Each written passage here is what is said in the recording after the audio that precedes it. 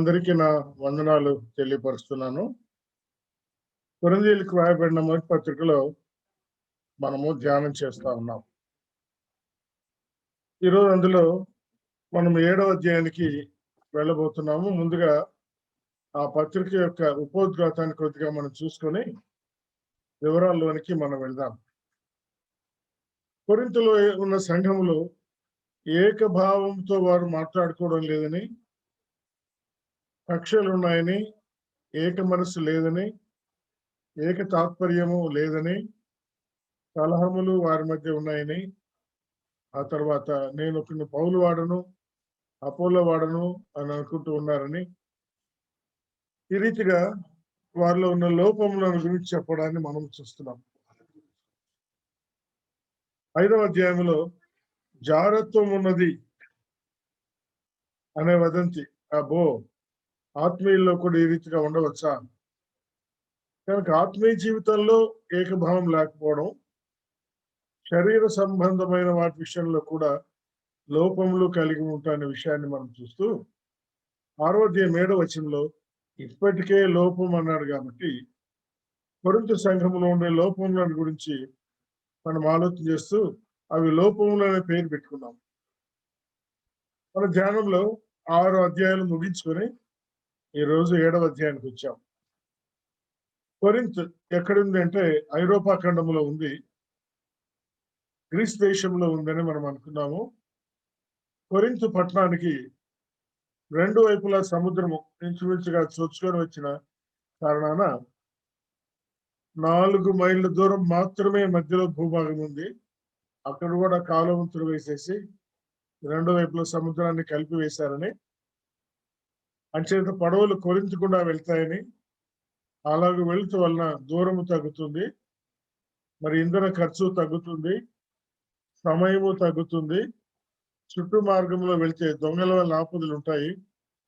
అంచేత ప్రతి పడవ కూడా ఇదే మార్గంలో వెళ్తుంది. అట్లా కొరింథు పట్టణానికి ప్రాముఖ్యత వచ్చిందని మనము చెప్పుకున్నాం. కనుక ప్రభుత్వం వారు అక్కడ టాక్సీలు కట్టించుకునే కారణాన ఆర్థికంగా కూడా ప్రభుత్వానికి లాభం కాబట్టి కొరింథు పట్టణము ఆ రోజుల్లో ఒక ప్రాముఖ్యమైన పట్టణంగా ఉండింది. నైతికంగా ఆలోచన చేస్తే కొరింథు అంటే వెక్కసమైన తృప్తి గలది.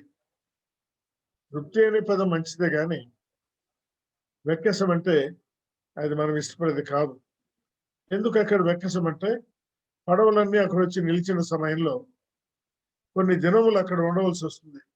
బహుశా అందులో ఉండే సామాన్లను దించుటకు లేదా క్రొత్తగా సామాన్లు వేసుకోవడానికి, అదే సమయంలో ఆహార పదార్థాలు మార్చుకోవడానికి కొంతకాలం పడుతుంది. ఆ కాలంలో పడవలు నడిపే నావికులు కానీ ప్రయాణికులు కానీ బయటికి వచ్చి స్వేచ్ఛగా తిరగడానికి స్వతంత్రత ఉంటుంది అనమాట.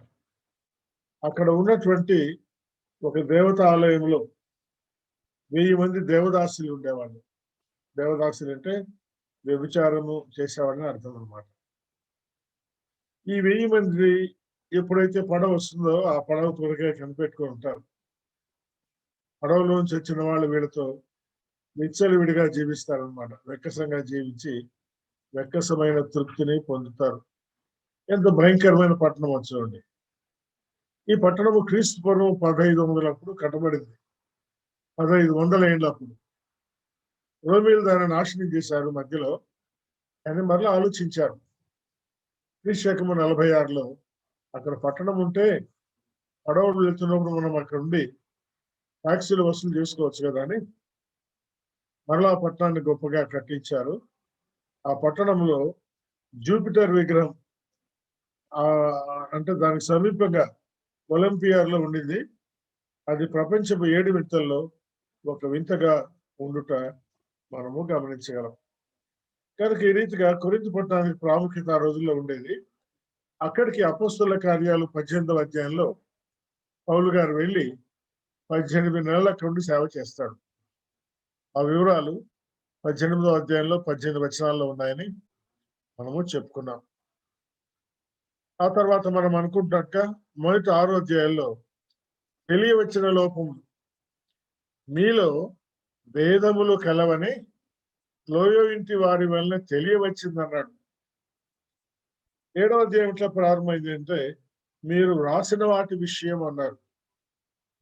పౌలుకు వాళ్ళు కొన్ని విషయాలు రాసినారు, కొన్ని డౌట్స్ క్లారిఫికేషన్. కానీ మాలో గ్రూపులు ఉన్నాయి అని వ్రాయలేదు. దాని విషయమైన క్లారిఫికేషన్ అక్కర్లేదు, అది ఉండకూడదని వాళ్ళకి తెలుసు, కానీ ఉన్నాయి. కనుక ముందుగా తనకు తెలియవచ్చిన లోపాలు దిద్దుతూ 6 అధ్యాయాల్లో పత్రిక రాశాడు. అందుకే 6 అధ్యాయంలో ఒక భాగమని మనం 16 అధ్యాయాలను విభజించుకున్నప్పుడు మొదటి 6 అధ్యాయాలు ఒక భాగమని చెప్పుకున్నాం. రెండవ భాగము 2 అధ్యాయాలు, 6 + 2 8 అంటే పత్రికలో సరిగ్గా సగభాగం అన్నమాట.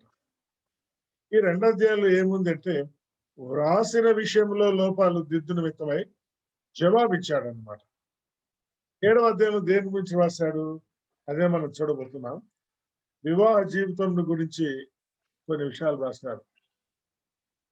వివాహ జీవితాల గురించి ఉండవలసిన అవగాహనలో వారిలో ఉండే లోపములను తెలియపరిస్తే అది లోపములని పౌలు గారు చెప్పడాన్ని మనం చూస్తాం. వివాహ జీవితం గురించిన అవగాహనలో లోపములు నేటి కూడా ప్రపంచంలో ఉన్నాయి.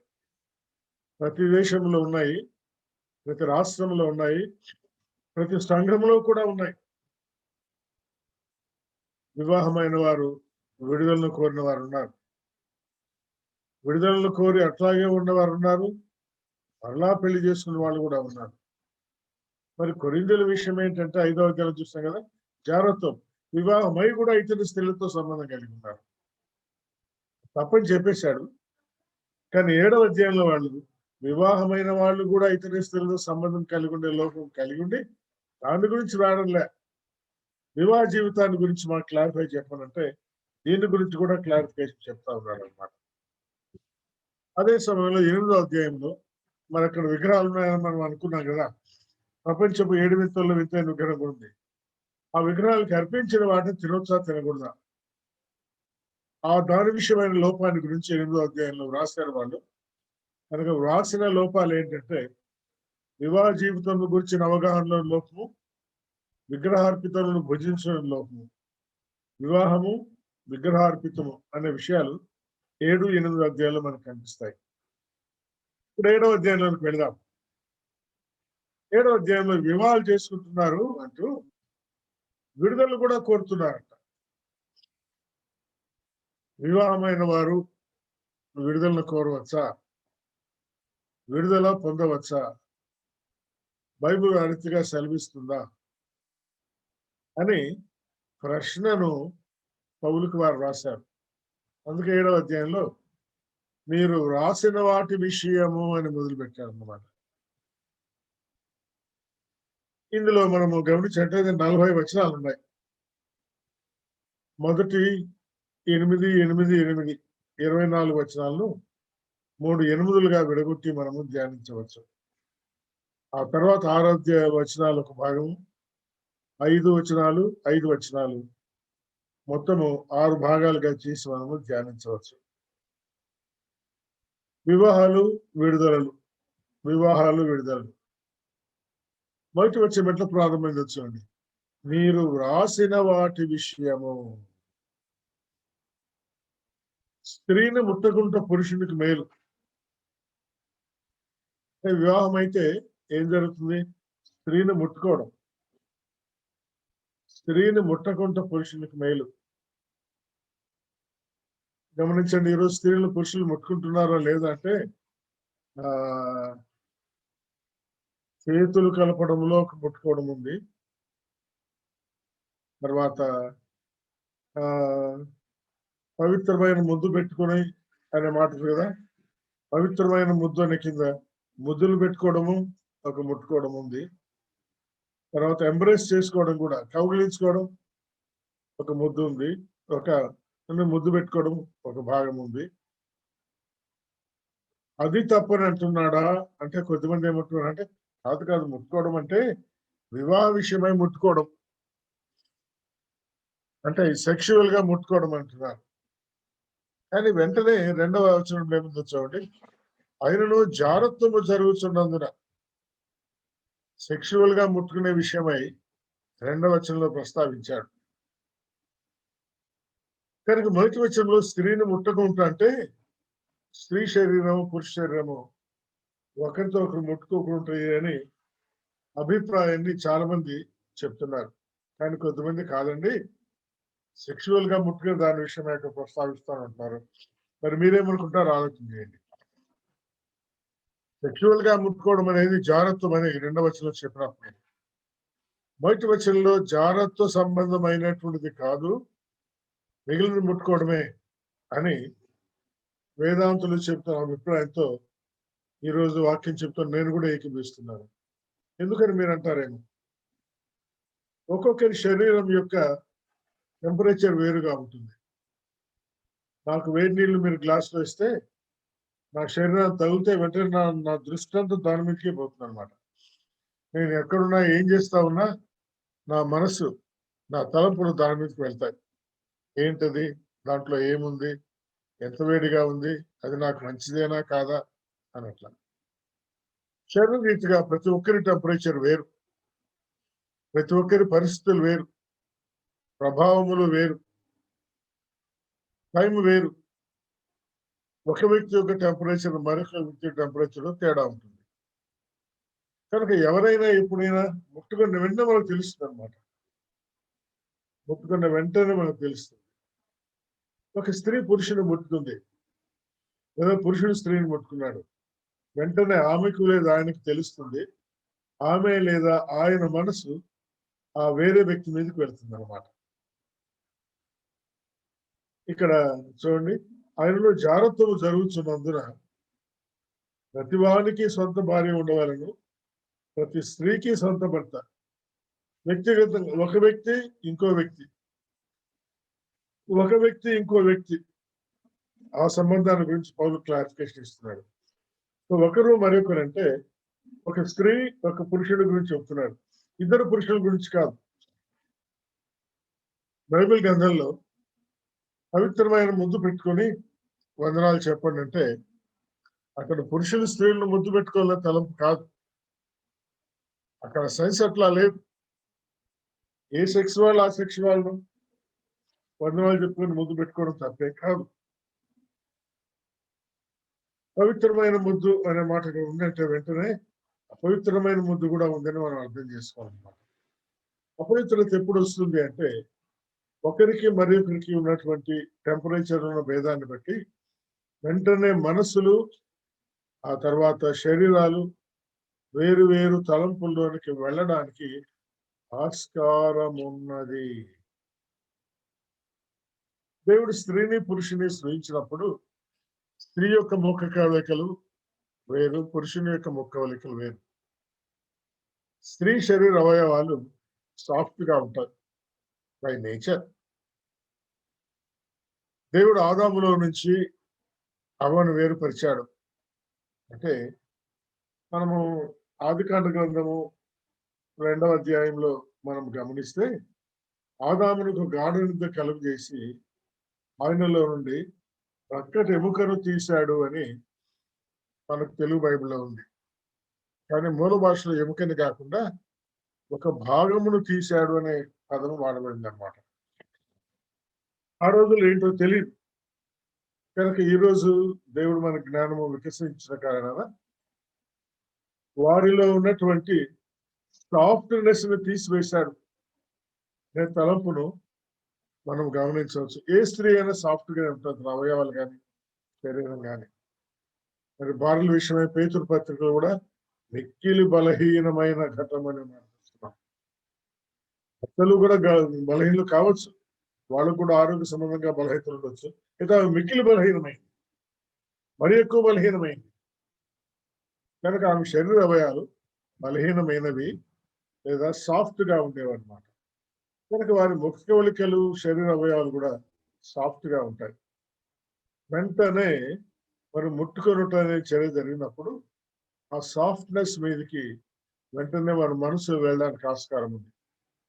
ఈ మాటలు మనం చెప్పుకోవచ్చు అని మీరు అంటారేమో, ప్రాక్టికల్ గా జరిగే విషయాలే కదా మనం పంచుకోవడము తప్పేమి కాదు. కనుక పురుషుడు స్త్రీని చూడడం, స్త్రీలు పురుషులను చూచుట అనేది అక్కడ వెంటనే కనిపిస్తుంది అనమాట. చూచినప్పుడు చూపులు కలవడం కొన్నిసార్లు సంభవిస్తుంది. అందులో మరికొన్ని సార్లు ఆ కలయిక హృదయాలు కలవడం వరకు వెళ్తుంది అనమాట. మరి చేతులు కలిసినప్పుడు షేక్ హ్యాండ్ అనుకోండి. హృదయములు కలుగుట లేదా చూపులు కలయుట, మనసులు కలయుట జరగవచ్చు. జరుగుటకు వీలు లేదని మీరు అంటారా? లేదు లేదు, జరగవచ్చు. మరి ఎట్లా మీరు చెప్తారని మీరు అంటారేమో. దావీదు గారి జీవితాన్ని మనం ఉదాహరణ తీసుకోవచ్చు. ఆయన చూశాడంతే, చూపులు కలిశాయి. మరి దావీదు గారంటే దేవుని హృదయానుసారుడని బైబిల్లో మనం చదువుకుంటున్నాం. ఆయన గురించి మాట్లాడడానికి నాకు ధైర్యం చాలదు, నేను తగిన వాడిని కాదు.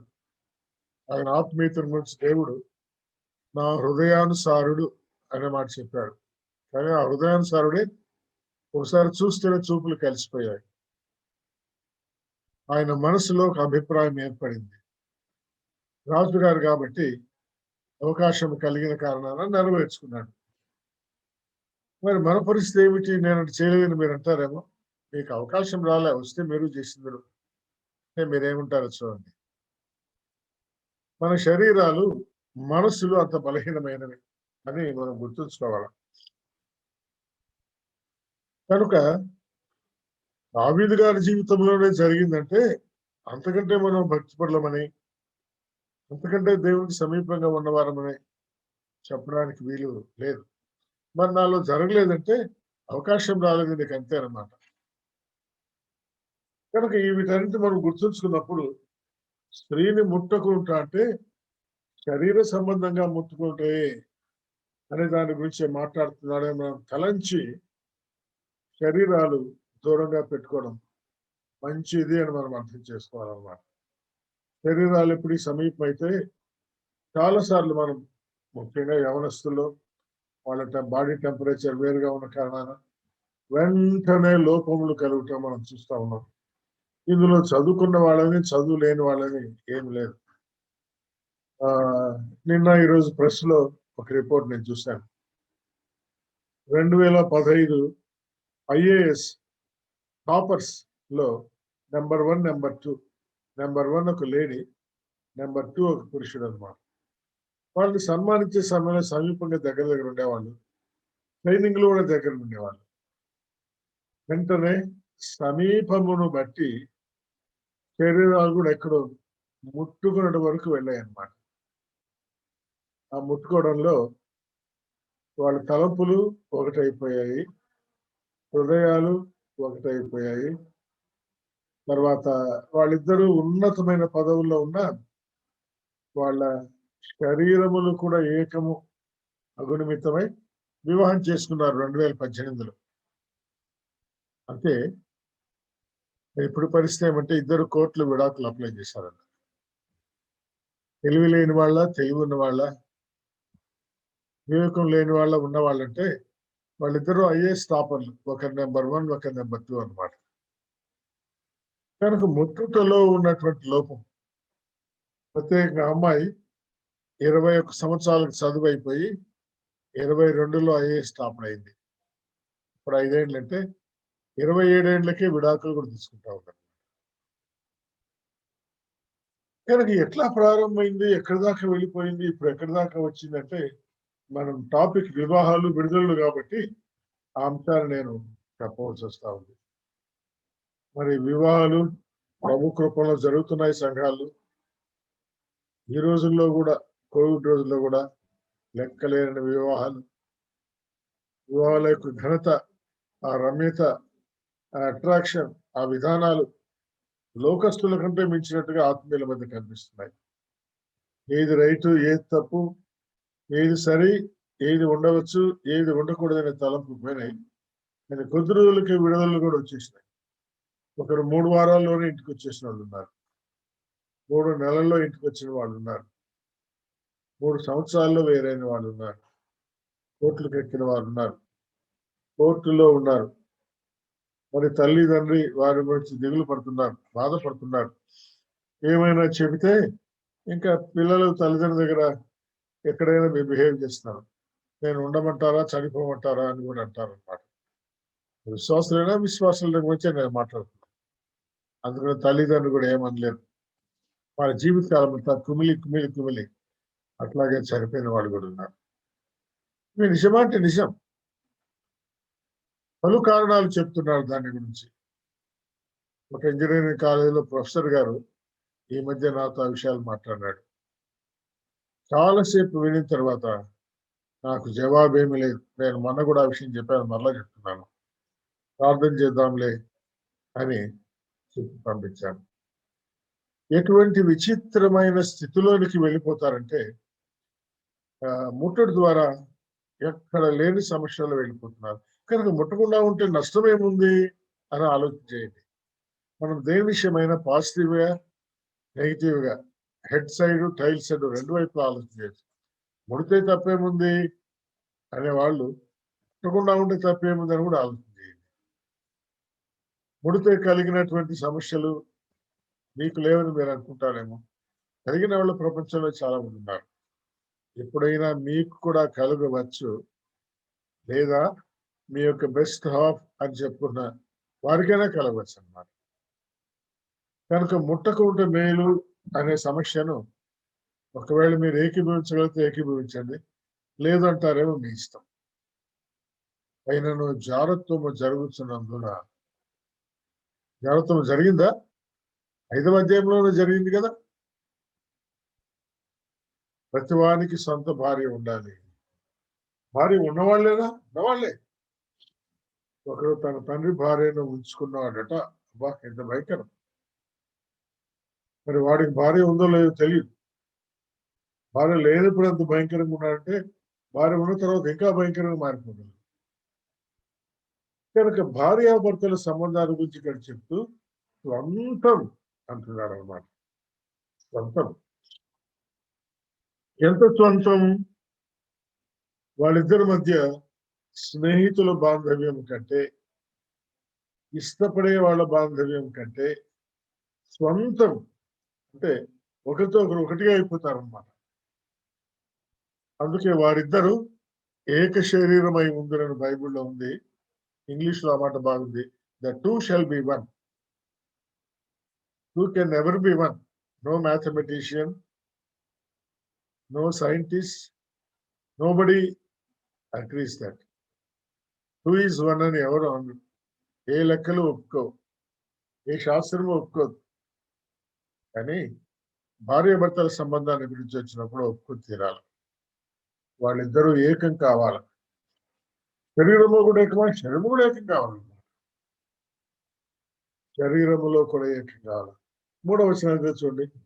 భర్త భార్యకును, అలాగే భార్య భర్తకును వారి వారి ధర్మములు నడపవలను. ఇది శారీరకంగానా? శారీరకంగానే. ఆత్మీయంగానా? ఆత్మీయంగా కూడా.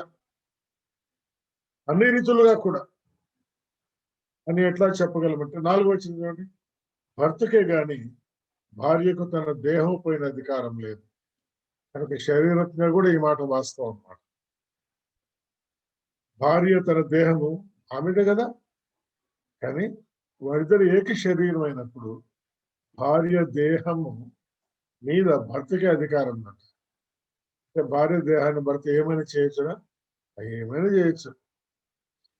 కానీ కత్తి తీసుకొని ముక్కలుగా నరకొచ్చా? తన సొంత దేహాన్ని అయితే నరుక్కుంటాడా? ఒక పిచ్చివాడు తప్ప ఎవరు ఆ పని చేయరు. కత్తి తీసుకొని సొంత దేహాన్ని కొట్టుకుంటాడా? పిచ్చివాడే పని చేస్తాడు. కనుక తన దేహం పైన, భార్య దేహం పైన భర్తకి అధికారం ఉంటే కొట్టడానికి, గిచ్చడానికి, గీలడానికి అని మనం అనుకోకూడదు. చంపడానికి అనుకోకూడదు. మరొక రీతిగా అర్థం చేసుకోవాలన్నమాట. అలాగనే భార్యకే కానీ భర్తకు తన దేహం పైన అధికారం లేదు. భర్తకు భార్య లోబడి ఉండాలా అనే మాట మనం చూస్తున్నాం. కొత్త నిబంధనలోనే 6 పర్యాయములు లోబడి ఉండాలి. ఎఫ్సీ పత్రిక 6:26లో. పురుషులారా మీరు మీ భార్యను ప్రేమించండి అంటూ, భార్యలారా మీ భర్తకు లోబడి ఉండండి. కానీ భర్త యొక్క శరీరం మీద భార్యకి అధికారం ఉందంట. భార్యకే గాని భర్తకు తన దేహం పైన అధికారం లేదు. కనుక అన్ని విషయాలు లోబడే భార్య శరీరం వచ్చేటప్పటికి తన భర్త దేహం పైన ఆమెకి అధికారం ఉందంట. అంటే వారిద్దరూ శారీరకంగా ఎంతగా కలిసి ఉంటారంటే ఒకటేని మనం అనుకున్నాం కదా, ఒకటే. ఇంకా ఇక్కడికి ఆపేశాడు, దీని గురించి వివరాలు చెప్పలేదు. కానీ కొన్నిసార్లు కుటుంబంలో వివాహం ద్వారా జతపరిచే వాళ్ళు, నా భర్త నా శరీరంతో ఇట్లా ఉన్నాడు, లేదా నా భర్త నా భార్య నా శరీరంతో ఇట్లా ఉంటే అది నీ శరీరం కాదమ్మా. నీ శరీరమే నిజమే. అయితే నీ శరీరం మీద నీ భర్తకే అధికారం ఉంది. భర్తకే కానీ భార్యకు తన శరీరం అధికారం. నీ శరీరం మీద నీకు అధికారం లేదు, భర్తకే. ఇది ఎంత మర్మమైందో చూడండి. అందుకే వివాహ జీవితాన్ని గురించి చెప్తూ ఇది గొప్ప మర్మము అని చెప్పబడింది అనమాట. గొప్ప మర్మం. కనుక శారీరకంగా వాళ్ళు ఎంత కలిసి ఉండవచ్చు అంటే ఎంతవరకైనా కలిసి వెళ్ళిపోవచ్చు. ఎందుకు? భార్య దేహం మీద భర్తకు సర్వాధికారాలు ఉన్నాయి, భార్యకు లేదు. అలాగే భర్త శరీరం మీద భార్యకు సర్వాధికారాలు ఉన్నాయి, భార్యకు లేదు, భర్తకు లేదు. మళ్ళా చెప్తున్నాను, సర్వాధికారాన్ని కొట్టడానికి అలాంటి దాని కాదు, పాజిటివ్ వేలో. తర్వాత వాళ్ళు కలిసి ఉండాలనే మాట ఎంతగా ఉంది 5వ చదువు. ప్రార్థన చేయుటకు మీకు అవకాశం కలగట్లు కొంతకాలం వరకు ఉభయులు సమ్మతి చొప్పునే తప్ప ఒకరినొకరు ఎడబాయకుని. వివాహం అయిన తర్వాత కొంతకాలం, మీరు లేఖనాల్లో కూడా చూస్తే, అనగా ధర్మశాస్త్రంలో మిలిటరీలో ఉన్నవాడు కూడా 1 సంవత్సరం దినాలు భార్య దగ్గరే ఉండాలి. ఈవెన్ మిలిటరీ సర్వీస్ లో ఉండేవాడు కూడా వివాహం అయిన తర్వాత 1 సంవత్సరం కనీసం భార్య దగ్గర ఉండాలంట. ఈ రోజుల్లో ప్రభుత్వంలో అలాగే ప్రభుత్వం సెలవు ఇవ్వడం లేదు. పెళ్లి చేసుకుని వస్తారంటే చేసుకుని వెంటనే వచ్చేయమంటున్నారు. అది దేవుని యొక్క సెలవు కాదని మనం గుర్తుంచుకోవాలి. భార్య కూడా తీసుకుని వెళ్ళే అవకాశం ఉన్నప్పుడే పెళ్లి చేసుకోవాలి. అవన్నీ సమకూర్చుకొని వచ్చి భార్యను తీసుకొని పోవాలి, అంతేగాని ఒంటరిగా విడిచిపెట్టకూడదు. ప్రార్థన చేయుటకు మీకు అవకాశం కలుగునట్లంటే అలా దూరంగా వెళ్ళిపోతే ప్రార్థన చేసుకోవడానికి అవకాశం ఉండదు. మరి ప్రార్థనే లేకపోతే ఆత్మీయ జీవితం ఏమైతుంది? పతనమైపోతుంది. ప్రార్థన అనేది ఒక ఆత్మీయుడికి కవచం లాంటిది అనమాట. కొంతకాలం వరకు ఉభయుల సమ్మతి చొప్పునే తప్ప ఒకరినొకరు ఎడబాయకుడు. ఉభయుల సమ్మతి. మీరు మనసు నిలుపలేకపోయినప్పుడు ఇలాంటి సందర్భం వస్తుందన్నమాట. మనసు నిలుపలేకపోయే సందర్భాలు కూడా వస్తాయి. బహుకాలం దూరం వెళ్ళిపోయిన భర్తలు భార్యలు మనసు నిలుపలేక సాతాను మిమ్మల్ని శోధింపకున్నట్లు, సాతాను శోధిస్తాడు వాళ్ళ దగ్గరికి వెళ్ళి. శోధనలో పడిపోయిన వాళ్ళు కూడా ఉన్నారు. శోధనలో పడిపోయి మరొక పురుషునితో మరి ఒక స్త్రీతో కలుసుకునే అలవాట్లో పడిపోయిన వాళ్ళు కూడా ఉన్నారు. కుటుంబాలు చిన్నాభిన్నములైనాయి. ఆ కుటుంబాల్లో సమస్యలు ప్రారంభమైనాయి. ఆ కుటుంబాలు వేర్పాటుకు విడిపోవడానికి ఆస్కారం కలిగింది. విడిపోయి ఉన్నారు, జీవితాంతము విడిపోయిన వారు ఉన్నారు, మరెన్నడూ కలుసుకోకుండా ఉన్న వాళ్ళు కూడా ఉన్నారు. ఇవన్నీ చెబుతూ 6-7 వచనాల్లో వేరే మాట చెప్తున్నారు. చూడండి, 6వ వచనం నుంచి, ఇది నా హితోపదేశమే కానీ ఆజ్ఞ కాదు. ఏంటి హితోపదేశం?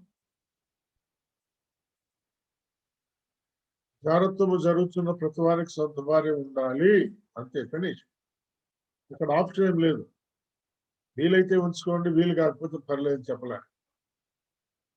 కానీ 6-7 వచనాలు వేరుగా మాట్లాడుతున్నాడు. మనుషులందరూ నా వలె ఉండవాలని కోరుచున్నాను. ఏంటబ్బా, ఆయన ఎట్లున్నాడు?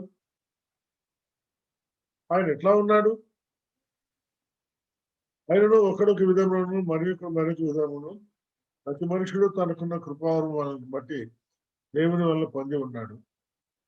నావలే ఉండుట వారికి మేలని పెళ్లి కాని వారితోనూ విధవరాలతోనూ చెబుతున్నారు. విధవరాలు భర్త లేడు, పెళ్లి కాని వ్యక్తి భర్త లేడు, తర్వాత పెళ్లి కాని వాడు భార్య లేదు, విధవరాలు అంటే విధవ భార్య లేదు, భార్య చనిపోయింది. నావలే ఉండవల్లని అంటే ఈయనకు పెళ్ళై భార్య చనిపోయిందా లేదా పెళ్ళే కాలేదా? పెళ్లి కాని వారితో అన్నాడు కాబట్టి ఈయన కూడా కాలేదు అని అభిప్రాయపడేవాళ్ళు. 9వ అధ్యాయం, ఇప్పుడు 7వ అధ్యాయం, 9వ అధ్యాయంలో ఆయన సేవకులందరినీ గురించి మాట్లాడుతూ ఒక మాట చెప్పిన మాట మనం చూద్దాం. 9వ అధ్యాయం 5, 6 వచనాలు చూడండి. తక్కిన అపోస్తలుల వలన ప్రభు యొక్క సహోదరుల వలన కేఫా అంటే పేతురు వలన విశ్వాసురాలైన భార్యను వెంటబెట్టుకొని, కేఫా భార్య విశ్వాసురాలు, ఆయన వెంటనే ఎప్పుడు తిరుగుతూ ఉంటుంది. ప్రభు యొక్క సహోదరులు విశ్వాసులు, వాళ్ళ భార్యలు కూడా విశ్వాసులు, వాళ్ళు వెంటనే తిరుగుతున్నారు. తక్కిన అపోస్తలులు పేతురే కాదు, యాకోబు, యోహాను, ఫిలిప్పు, బర్తలోమై, మత్తయి, వీళ్ళందరూ, తోమ, వీళ్ళు భార్యలు విశ్వాసులైంది వారితో పాటే తిరుగుతున్నారంట. మరి విశ్వాసురాలైన భార్యను వెంట పెట్టుకుని తిరుగుటకు మాకు అధికారం లేదు. మాకంటే ఎవరు? 6వ వచనంలో బర్నబా మరియు నేను అంటున్నాడు. ఇప్పుడు మాకు దగ్గర నేను బర్నబా అనే మాట పెట్టి చదువుకున్నాం. విశ్వాసురాలైన భార్యను వెంటబడిన తిరుగుటకు నాకు బర్నబాకు అధికారం లేదా? మరి నాకు బర్నబా కంటే ఈయనకు బర్నబా కూడా భార్యలు ఉన్నారా లేదా? ఉన్నారని మీరు ఎంతమంది అనుకుంటున్నారు? లేరని ఎంతమంది అనుకుంటున్నారు? ఉన్నారు కాబట్టి ఈ మాట చెప్తున్నాడు అనమాట. తర్వాత ఆయన భార్య కూడా విశ్వాసురాలే అని కూడా మనం ఆలోచించవచ్చు. అయితే పౌలు గారు రక్షించబడిన టైంలోనే ఆయనకు పెళ్ళై ఉండి ఆయన నమ్ముకున్న తర్వాత ఆయన భార్య విశ్వాస అయిందా, లేదా రక్షించబడకముందే పెళ్ళై ఉండి ఆయన నమ్ముకున్న తర్వాత విశ్వాసం అయిందా? ఎట్లాగో మనకు తెలియదు. మొత్తానికి దీన్ని బట్టి చూస్తే ఆయనకు కూడా భార్య ఉంది, భార్య విశ్వాసురాలే. అయితే ఇప్పుడు భార్యలు వెంట రాలేదు ఎవరికి? బర్నబా, పౌలుకు. మిగిలిన వాళ్ళతో తరచుగా వాళ్ళు వెళ్తున్నారు. పౌలు గారికి ఎప్పుడు కూడా భార్య వెంట వచ్చినట్టుగా మనకు బైబిల్లో కనిపించదు. ఎందుకంటే అకులా ప్రిస్కా గురించి చెప్తూ అకులా వెంట ఆయన భార్య పేరు చెప్తున్నాడు, కానీ మరి తన వెంట తన భార్య పేరు చెప్పలా, ఎక్కడా చెప్పలేదు. మరి దీనికి ఏమనాలి? ఇది ఒక మర్మంగా ఉన్న మాట నిజమే, కానీ వేదాంతుల మధ్య పలు రకాలైన అభిప్రాయాలు దీని విషయం ఉన్నాయి. ఆయన భార్య కూడా నమ్మిందే కానీ అయితే సేవా జీవితంలో ఆయనలాగా తిరగడానికి ఇష్టం లేని వ్యక్తి అని. అందుకే మనము విశ్వాసులతో జోడుగా ఉండే సమయంలో, విశ్వాసులు అంటే రక్షించబడినంత వరకే కాదు, సేవా జీవితంలో పిలుపులో కూడా తర్వాత మనం చూస్తాం. 9వ అధ్యాయం వచ్చిన ఈ అధ్యాయంలో కూడా మనం చూస్తాం అన్నమాట.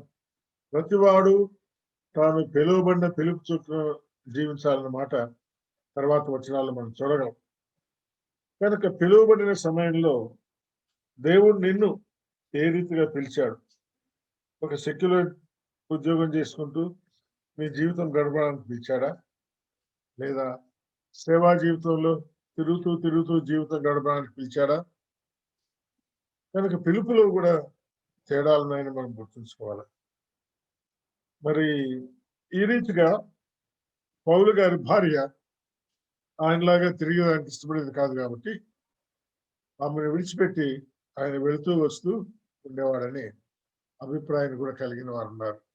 నేటికి కూడా ప్రస్తుత కాలంలో ఉండే భక్తుల్లో కూడా కొద్ది మందికి భార్యలు రక్షించబడిన వారు ఉండి కూడా సేవలో వారు బయటకు వెళ్ళడానికి సహకరించిన వాడు నమ్మని ఇష్టపడరు. అలాంటి వారు గత కాలంలో ఉన్నారు, ఇప్పుడు ఉన్నారు.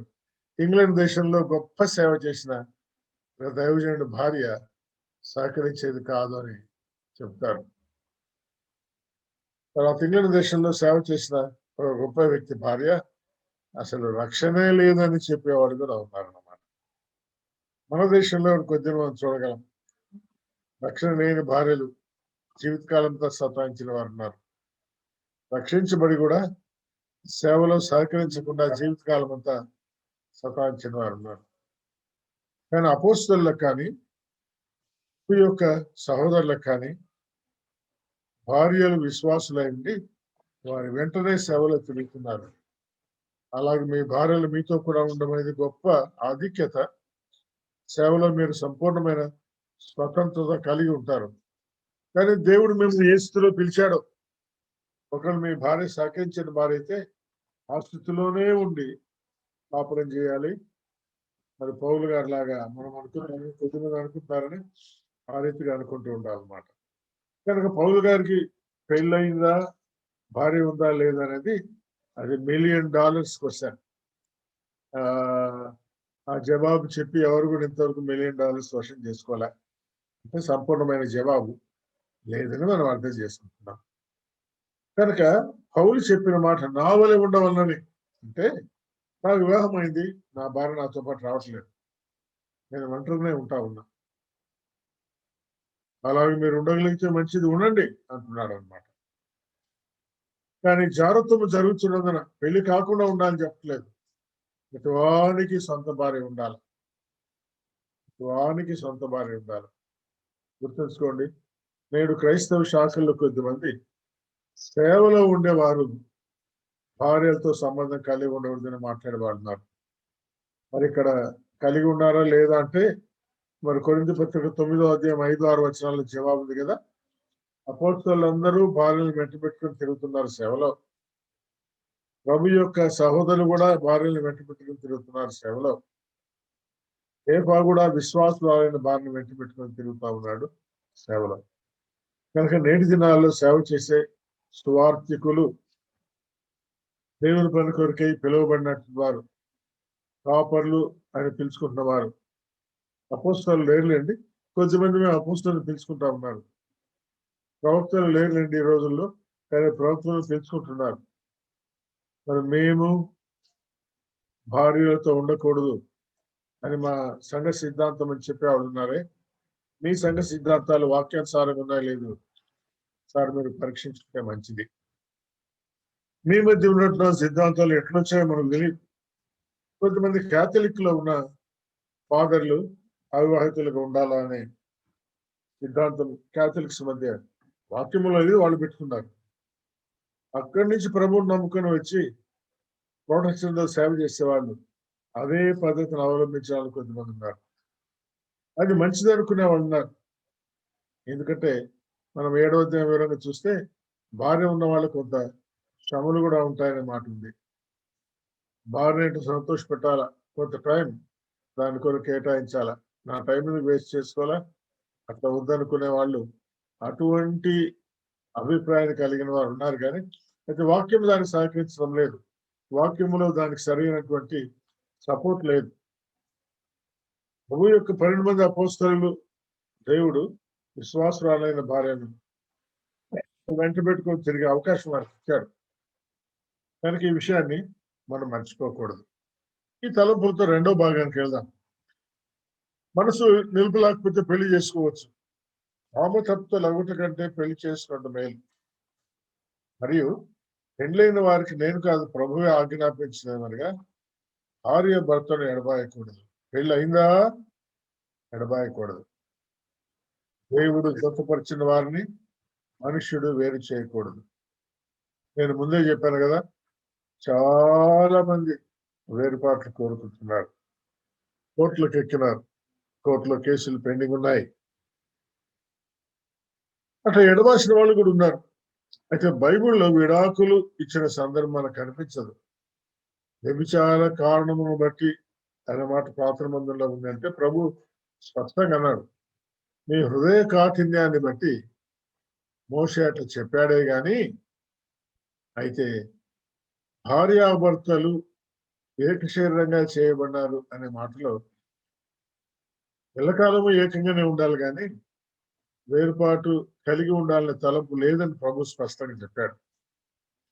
అయితే వ్యభిచార కారణాన్ని బట్టి అనే మాట ఉంది కదా, కనుక ఇప్పుడు కూడా ఒకవేళ భార్య ఎప్పుడైనా వ్యభిచారం చేసి అటు వెళ్ళిపోతే శాశ్వతంగా ఆమెను విడిచిపెట్టవచ్చా అనే ప్రశ్న బయలుదేరుతుంది.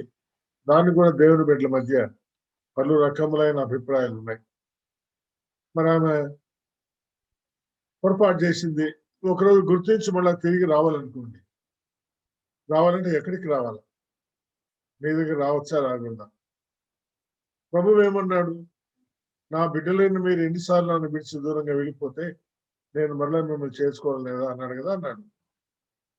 భార్యాభర్తల సంబంధాల గురించి చెప్పిన ప్రతి చోట కూడా సంఘము క్రీస్తుకు పోలిగా చెప్పడాన్ని మనం చూస్తాం.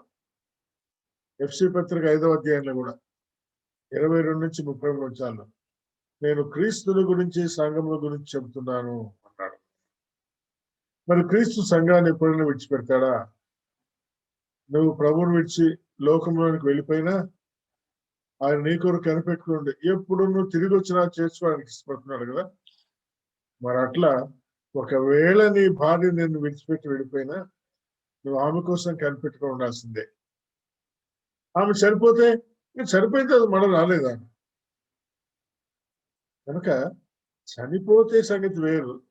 అయితే బ్రతికినంత కాలం భార్య భర్తను ఎడబాయకూడదు. ఎడబాల్సిన నువ్వు మళ్ళీ పెళ్లి చేస్తున్నాడు వేరుగా ఉండకూడదు. నువ్వు పెళ్లి చేస్తున్నావు అనుకో, ఇంకో స్త్రీతో నువ్వు ప్రమాణం చేస్తావు. అలా చేసే తప్పని దేవుని వాక్యం చెప్తాను అన్నమాట. అది వ్యభిచారము అని చెప్తున్నారు అన్నమాట. ఇక్కడ పరిస్థితులు ఎక్కడ ఏర్పడతాయంటే, వివాహము కాకముందు ప్రభువుని నమ్ముకున్న వాళ్ళని చేసుకుంటే సర్వసాధారణంగా ఇలాంటి పరిస్థితులు రావు. అయితే ఇప్పుడు వస్తున్నాయి. వివాహం అయిన తర్వాత నువ్వు ప్రభువుని నమ్ముకున్నావు అనుకో, నీ భార్య నమ్ముకోలేదు. ఆమె కొన్నిసార్లు ఆటకు పరచవచ్చు. ఈరోజు ఎవరో ఒకరు మాకు ఫోన్ చేశారు. మా భర్త అన్నాడు, నువ్వు చర్చికి వెళ్ళిపోతే అక్కడే ఉండిపోవాలా, మళ్ళా రావుడు ఇంటికి అన్నాడట. ఎందుకంటే ఆయన ప్రభువుని నమ్ముకోలేదు. పెళ్ళైన తర్వాత ఈమె నమ్ముకుంది. అయితే దేవుడు వెంటనే ఆమెకు ఒక తలంపించాడు. ఏమండి, మీ బంధువులు హైందవులు ఉన్నారు కదా, వాళ్ళు దేవాలయానికి వెళ్తే అక్కడే ఉండిపోతున్నారు, మళ్ళీ ఇంటికి వస్తున్నారు లేదా? ఇంటికి వస్తారు. మరి వాళ్ళు దేవాలయానికి వెళ్ళిన తర్వాత ఇంటికి రాగలిగితే, నేను నా దేవుని ఆలయ మందిరానికి వెళ్తే మళ్ళీ ఎందుకు రాకూడదని మీరు అంటా ఉన్నారు అంటే వెంటనే అన్నాడంట ఆయన, ఆ భర్తకు భార్య లోబుండాలన్నా తిరగబడాలన్నా అన్నాడు. చూడండి సమస్యలు ఎట్టున్నాయో. అందుకే నేను గుడి పోవడం లేదు అన్నాడు. నిజమే, ఎంత క్లిష్టమైన సమస్యలు ఉన్నాయి. కనుక వివాహం అయ్యే సమయంలో ఎట్టి పరిస్థితుల్లో కూడా అవిశ్వాసంతో జోడుగా ఉండటం అనేది సమస్యతో ఉంటుందని గుర్తుంచుకోవాలి మనం. జీవితాంతం సమస్యే. మరి ఆయనను విడిచిపెట్టకూడదు, లేదా ఆమెను విడిచిపెట్టకూడదు. వాళ్ళు ఎన్నో షరతులు చెప్తారు. ఈ మధ్య ఇంకోరు పెళ్లి సంబంధం చూడడానికి వెళ్ళారంట. మంచి కుటుంబం చెప్పారు, మంచి కుటుంబం. ఆ కుటుంబం వెళ్ళిన తర్వాత ఎందుకో ఈ అబ్బాయికి కొంచెం డౌట్ వచ్చి మేము సినిమాలు చూడము, సినిమాలకు వెళ్ళం మేమంటే, ఆ అమ్మాయి ఏంటంటే మా ఇంట్లో రోజు మేమందరం కూర్చొని సినిమాలు చూస్తూ ఉంటాం ఏంటంటే. వెంటనే ఆ అబ్బాయి అన్నాడు, అట్లయితే దేవుని చిత్తం కాదు. ఎందుకు? నా విశ్వాస విధానానికి వీళ్ళ విశ్వాస విధానానికి తేడా ఉంది. ఈరోజు విశ్వాస విధానాలు కూడా తేడా ఉంది. ఇంట్లో సినిమాలు చూడొచ్చు అంట, సెల్ ఫోన్లో చూడొచ్చు, టీవీలో వచ్చేవాడిని చూడొచ్చు. ఎంత భయంకరమైన దినములో మనం ఉన్నామంటే, న్యూస్ విందామనే న్యూస్ ఆన్ చేస్తే మధ్యలో సినిమాను గురించినటువంటి ఒక చిన్న సన్నివేశం పెట్టింటారు అన్నమాట. అది చూసిన వెంటనే ఆ సినిమా చూస్తే బాగుండని ఆశ కలుగుతుంది. ఎవరైతే దానికి హ్యాబిచ్యుయేట్ అయినారో, అలవాటు పడినారో, వెంటనే రాత్రి గుర్తు చూస్తారన్నమాట. గుర్తుంచుకోండి, మీ జీవితాలు మీ బిడ్డలు గమనిస్తున్నారు. మేము ఒకసారి ఇంటికి దర్శనానికి వెళ్ళాము, వాకిలేసింది. లేరేమనుకో చూస్తే పిల్లలు బయట ఆడుతున్నారు. ఏంటి మీరు ఇక్కడ ఉన్నారు, మమ్మీ డాడీ ఎక్కడ ఉన్నారంటే ఇంట్లో ఉన్నారు. మరి వాకిలేసుకున్నారంటే టీవీలో అదేందో వస్తుంది, అది చూస్తారు వాళ్ళు. అది చూసేటప్పుడు వాకిలు వేసుకుంటారని చెప్తున్నాడు పిల్లాడు, కుమారుడు చిన్నోడు. మరి పెరిగి పెద్దయిన తర్వాత వీడు అదే పని చేస్తాడు. కనుక మీ కుమారుడు, మీ కుమార్తెలు చక్కగా ఉండాలని కోరుకుంటే మీరు అలాంటి పని చేయకూడదు. దేవుని భయం ఉంటే ఆ పని చేయరు. అయితే దేవుని భయం ఈ దినాల్లో చాలా చోట్ల తక్కువగా ఉంది, చాలా మందిలో తక్కువగా ఉంది. ఎందుకంటే దేవుని కంటే లోకాన్ని, దేవుని కంటే ఇతర వాటిని ఎక్కువగా ప్రేమించడం. అందుకే నేను ముందే చెప్పాను కదా, వివాహము అన్ని విషయంలో ఘనమైందంటే పెళ్లి జరిగే 4 గంటల కార్యక్రమం ఎంత ఘనం, లక్షలు కోట్లు ఖర్చు పెడుతున్నారు. మళ్ళా వెంటనే విడాకులకు కూడా 1 లక్షల కోట్లు ఖర్చు పెడుతున్నారు. అమెరికా ప్రెసిడెంట్ గారు 2 ముగ్గురు పెళ్లి చేసుకున్నాడు పాత ఆయన. ఒక్కొక్క బారిన వదులుకునేటప్పుడు కొన్ని కోట్ల రూపాయలు కాంపెన్సేషన్ డబ్బును గురించినటువంటి అవగాహన లేని వాళ్ళు ఉన్నారు. డబ్బు ఉండి ఇష్టం వచ్చినట్టుగా ప్రవర్తించే వారు ఉన్నారు. మరి డబ్బును పక్కన పెట్టేయండి, లేదా ఆత్మీయ జీవితాన్ని కాపాడుకున్న వాళ్ళు ఎంతమంది ఉన్నారు. అందరూ మేము గుడికి వెళ్ళే వాళ్ళని చెప్పేవాళ్ళే, ప్రభుని నమ్ముకున్నామని చెప్పేవాళ్ళే. ఒకరు కాదు, ఇద్దరిని పెళ్ళాడిన వాళ్ళు ఉన్నారు. ఒకరిని విడిచిపెట్టి ఇంకోరిని, ఈమెను విడిచిపెట్టి ఇంకోరిని. వీళ్ళు చనిపోతే చేసుకోవచ్చు, అది వేరే సంగతి. కనుక విడుదల అనే అంశం రాగానే విడుదలకు దేవుని వాక్యము సెలవు ఇవ్వడం లేదని మనం గుర్తుంచుకోవాలి. మరి నీవు విడుదలను కోరకపోయినా ఆమె విడుదల కోరితే పరిస్థితి ఎట్లా? కోర్టు వెంటనే గ్రాంట్ చేస్తుంది. కోర్టుకు బైబిల్ ప్రకారమే తీర్పు అంటే తెలియదు, లోక సంబంధమైన తీర్పును బట్టి విడాకులు గ్రాంట్ చేస్తారు. మరి అప్పుడు ఎట్లుండాలా? బ్రతికినంత కాలం నువ్వు భార్య లేకుండా ఉండాలా, ఒంటరిగా ఉండాలా? అది మరీ కష్టం, ఎంతో కష్టం. కనుక ఆమెతో కాపురం ఉండడానికి ఇష్టపడి కాపురం ఉంటూ ఏం చేయాలంటే 16 వచనం చూడండి. ఓ స్త్రీ నీ భర్తను రక్షించదో లేదో నీకేమి తెలియను అంటే, భర్తను ఆత్మీయ జీవితంలోనికి మరలుకోవడానికి అవకాశం ఉన్నదని దాని భావం. పేతురు మొదటి పత్రిక 3వ అధ్యాయంలో మనం చూస్తాం కదా, అవిశ్వాసి అయిన భర్త భార్యల నడవడిని బట్టి రాబట్టబడవచ్చును. నీ నడవడిక, నీ ప్రవర్తన, నీ వినయము, నీ విధేయత, నీ లోబడే జీవితం, దేవుడు దాని ద్వారా మాట్లాడతాడు. ఆయనలో కార్యాన్ని చేస్తాడు. అలాగూ భార్యలు అవిశ్వాసులు అంటే భర్తల యొక్క నడవడి ద్వారా రాబట్టడానికి అవకాశం ఉందన్నమాట. ఓ పురుషుడా, నీ భార్యను రక్షించదో లేదో నీకేం తెలియదు అంటే, వారిని కూడా ఆత్మీయ జీవితంలోనికి మరొకరికోవాల్సిన బాధ్యత నీకుంది. అదే నీ టార్గెట్ అని మనం గుర్తుంచుకోవాలి. కనుక విడుదలలు కోరకూడదు, విడుదలనే జరగకూడదు. బైబిల్లో ఎక్కడో విడుదల లేవని మనం అంగీకరిద్దాం. కానీ కొంతమంది వ్యభిచార కారణాన్ని బట్టి అని మాట ఉంది కాబట్టి అటువంటిప్పుడు విడుదల కోరవచ్చని బోధించే వాళ్ళు ఉన్నారని గుర్తుంచుకోండి. నెక్స్ట్ 3వ భాగానికి వెళ్దాం. విడుదల గురించిన హెచ్చరికలు. అయితే మనస్సు 3వ భాగం అంటే మనం 17వ వచనానికి వెళ్ళాలి. 17, 24 వచనాలు. వివాహ జీవితంలో 17వ వచనం. ప్రభు ప్రతివానికి ఏ స్థితి నియమించనో, దేవుడు ప్రతివారిని ఏ స్థితి యందు పిలిచెనో. ఈ పిలుపు అనే మాట గమనించండి. ఈ 3వ భాగంలో 17 నుంచి 24 వచనాల్లో పిలుపు అనే మాట ఎక్కువసార్లు కనిపిస్తుంది. నేను దానిని స్కై బ్లూ కాదు, ఇంకొక రకమైనటువంటి కలర్తో నేను దాన్ని హైలైట్ చేశాను. పిలిచెనో అని 17వ వచనంలో ఒకసారి, 18లో పిలువబడినా అని 2 సార్లు, మళ్ళీ 20లో ఏ స్థితిలో పిలువబడినో, 21లో పిలువబడితివా, 22లో పిలువబడిన దాసుడు, అందులోనే పిలువబడిన వాడు 22లోనే, మళ్ళీ 24లో ఏ స్థితిలో పిలువబడినో. కనుక ఎన్నిసార్లు ఇక్కడ పిలువబడిన మాట అంటే సుమారు ఒక 8-9 సార్లు ఆ మాట మనం చూస్తా ఉన్నాం. కనుక దేవుడు మిమ్మల్ని నన్ను పిలిచాడు అంటే ఇది సేవా జీవితం కొరకు లేదా అని మనం చూసుకోవడం కాదు. అదే సమయంలో వివాహ జీవితం కొరకు కూడా మనం పిలిచినప్పుడు ఆయన పిలుపులో అందులో కూడా ఒక భాగం ఉందన్నమాట. ప్రభు ప్రతి వారిని ఏ స్థితిలో నియమించను. అవును, మనకు ఆయన ఒక స్థితి నియమించాడు. మీరు ఎంత కష్టపడినా ఏం చేసినా దాని నుంచి మనం బయటకు వెళ్ళలేము. దేవుడు ప్రతి వారికి ఏ స్థితిలో పిలిచానో ప్రతి వారిని పిలుపులోనే ఉందన్నమాట.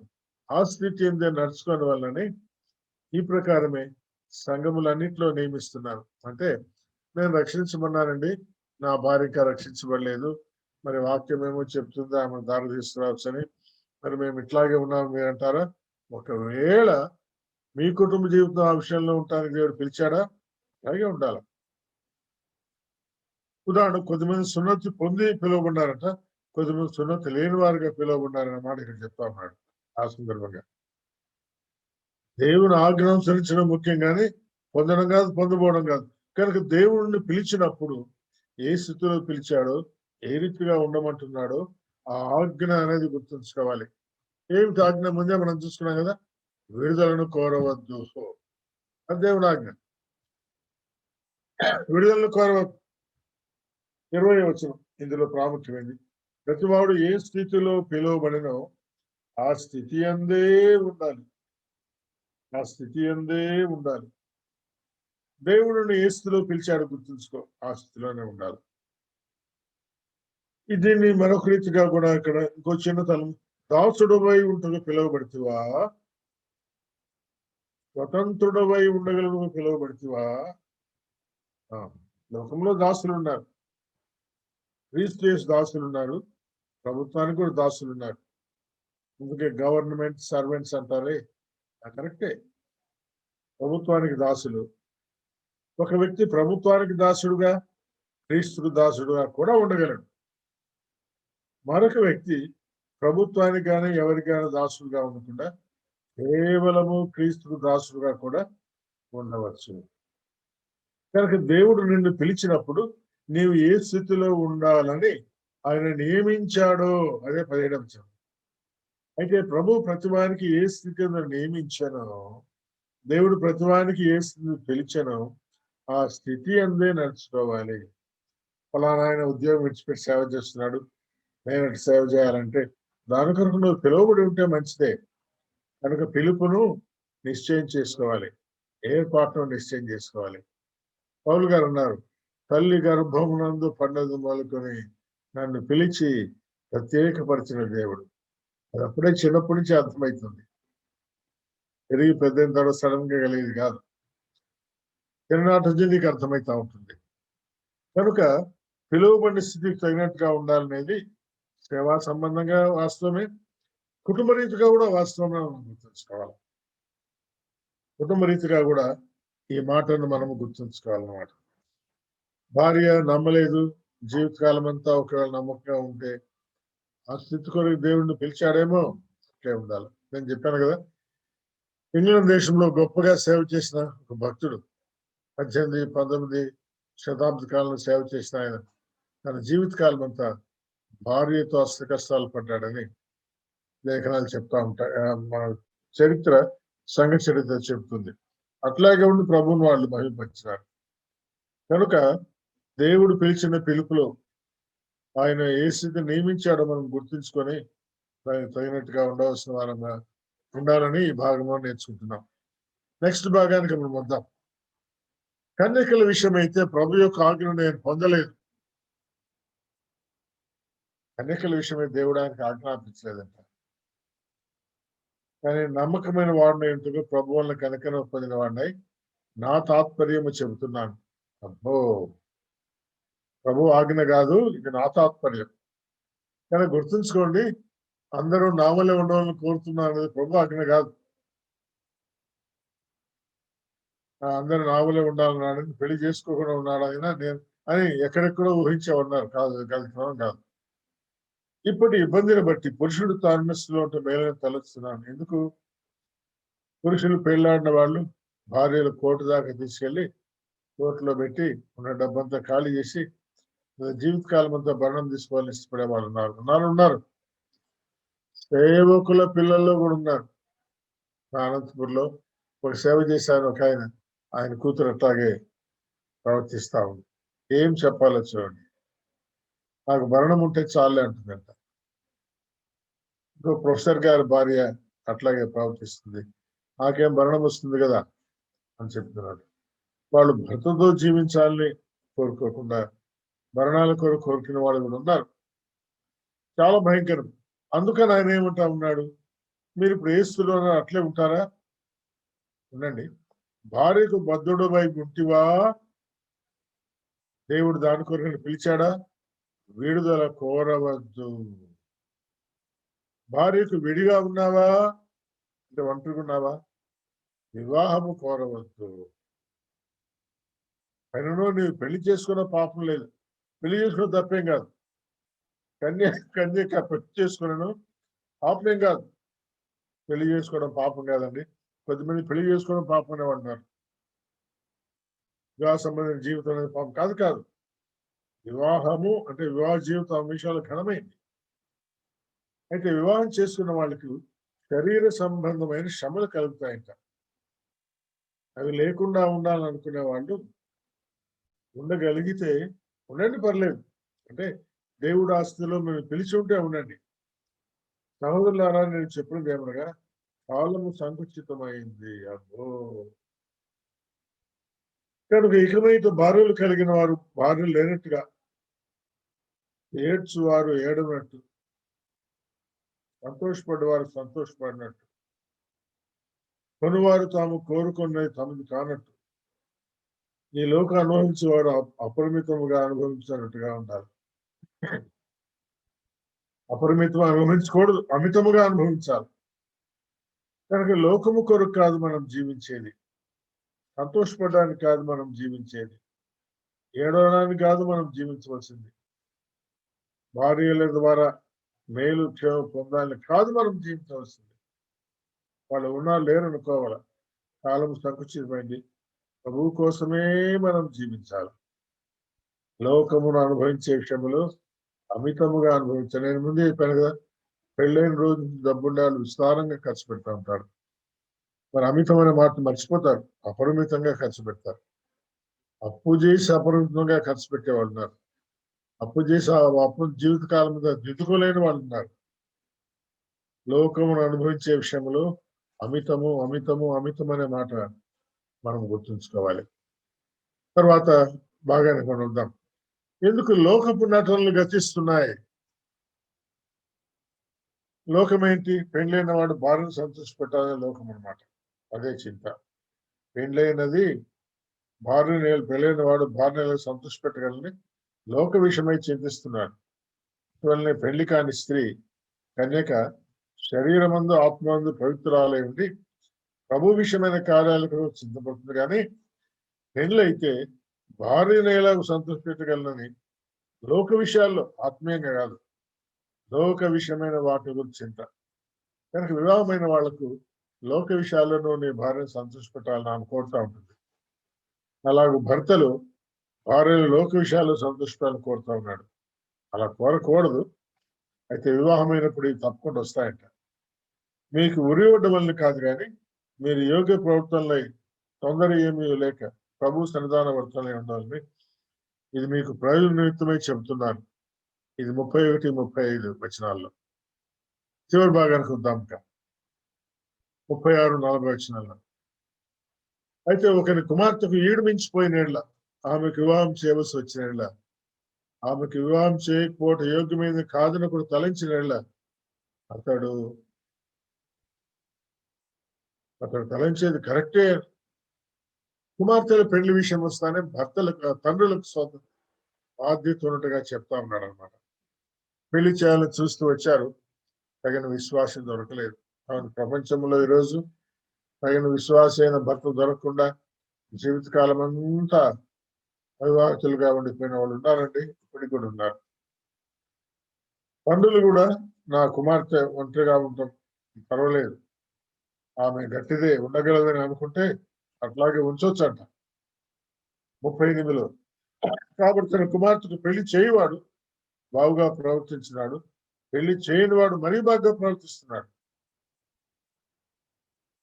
భార్య తన భర్త బ్రతుకున్నంత కాలం భద్రాలై ఉంటుంది. పెళ్ళైతే భర్త మృతి పొందిన యెడల ఆమెకి ఇష్టమైన వారిని పెళ్లి చేసుకుంటకు స్వతంత్రురాలై ఉంటుంది. కానీ అయితే ఇంతసేపు మనం విన్నామే, ప్రభువునందు మాత్రమే పెళ్లి చేసుకోవాలి. అయితే ఆమె విధర్వాలుగా ఉండినట్లయినా మరీ ధన్యురాలు నా అభిప్రాయం. దేవుని ఆత్మ నాకును కలిగి ఉన్నదని తలంచుకుంటున్నాను. కనుక 7వ అధ్యాయంలో ఆయన నా హితోపదేశము అంటున్నాడు. నేను ఆత్మ కలిగి ఉండే మాట్లాడుతున్నాను అంటున్నాడు. ఇది దేవుడు నాకు చెప్పలేదు, దేవుడు ఆజ్ఞ కాదు కానీ అని అంటున్నాడు. కనుక కొన్నిటిని ఆజ్ఞలను స్థిరపరుస్తున్నాడు, మరికొన్నిటిని తన యొక్క సలహా ఇస్తా ఉన్నాడు. మనం గుర్తుంచుకుందాం, వివాహ జీవితం విషయంలో వివాహాలు విడుదలనే సమస్యలో చాలా జాగ్రత్తగా ఉండాలి. చాలా మంది పొరపాటు చేస్తా ఉన్నారు. వివాహము అయిందా, విడుదల కోరవద్దు. వివాహం అవసరమా, జాగ్రత్తము జరుగుతున్న ప్రతి వారికి సొంత భార్య ఉండి తీరాలా. నువ్వు సేవకుడివా? అవును, అపోస్తలులు సొంత భార్యలను వెంట పెట్టుకొని విశ్వాసాలను భార్యను వెంటబడి తిరుగుతున్నారు. నువ్వు కూడా తిరిగినా తప్పేమి కాదు. ఒకవేళ దేవుడు నిన్ను ఆ స్థితి కొరకే పిలిచాడా, అది స్థిరపరచుకోవాలి. దేవుడు పిలిచిన స్థితిలో ముందుకు సాగాలి. ఆ రోజు జీవించడానికి ప్రభువు తన అమూల్యమైనటువంటి కృపను మనందరి పట్ల విస్తరింప చేయను గాక. గుర్తుంచుకోండి, అలా జీవించడానికి ప్రభువు మనకు సహాయం చేయను గాక. Over to Srikanth.